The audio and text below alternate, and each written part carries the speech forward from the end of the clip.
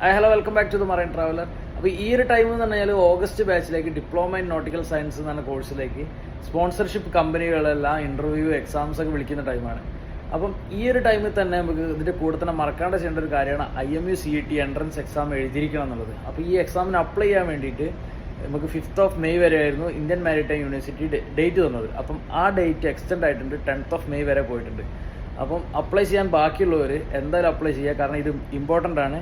കാരണം ഈ എക്സാം എഴുതിയാൽ മാത്രമേ നമുക്ക് സ്പോൺസർഷിപ്പ് കമ്പനികളിലേക്കുള്ള ഈ എക്സാം എഴുതി ഇൻ്റർവ്യൂ എഴുതി നമുക്ക് അഡ്മിഷൻ എടുക്കാൻ പറ്റുള്ളൂ. ഇത് മാൻഡേറ്ററി കോഴ്സാണ്, മാൻഡേറ്ററി എക്സാമാണ്, സോറി.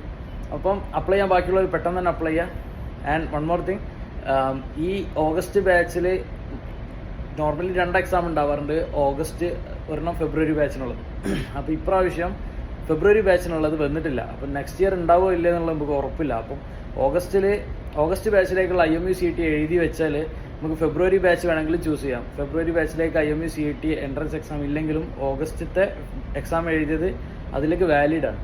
അപ്പം അപ്ലൈ ചെയ്യാത്തവർ പെട്ടെന്ന് തന്നെ അപ്ലൈ ചെയ്യുക. 10th May വരെയാണ് ഡേറ്റ്.